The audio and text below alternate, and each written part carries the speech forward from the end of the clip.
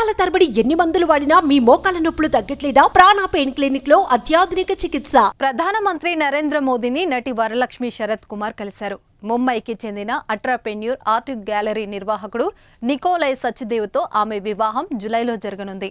తన పెళ్లికి రావాలంటూ ప్రముఖులకు స్వయంగా ఆహ్వానం పలుకుతున్నారు. కుటుంబ సభ్యులతో కలిసి ఢిల్లీ వెళ్లిన వరలక్ష్మి శరత్ కుమార్ ప్రధాని నరేంద్ర మోదీని కలిసి పెళ్లి కార్డు అందించారు. తన వివాహ రిసెప్షన్ కు తప్పకుండా రావాలంటూ ఆహ్వానించారు.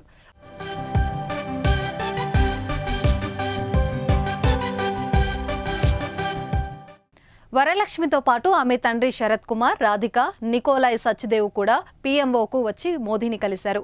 ఈ విషయాన్ని వరలక్ష్మి ఎక్స్ ద్వారా వెల్లడించారు. మన గౌరవనీయ ప్రధాని మోదీ గారిని కలవడం ఎంతటి గొప్ప అవకాశం.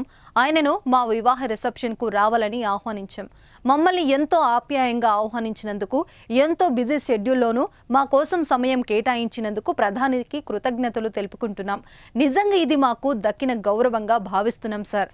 Thank you daddy.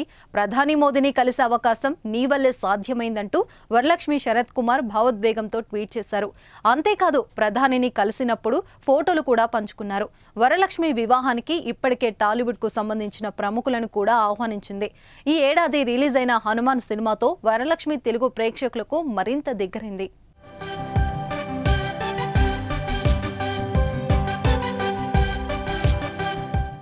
సుమన్ టీవీలో మీ పర్సనల్ అండ్ బిజినెస్ ప్రమోషన్స్ కోసం కింది నెంబర్కి కాంటాక్ట్ చేయండి.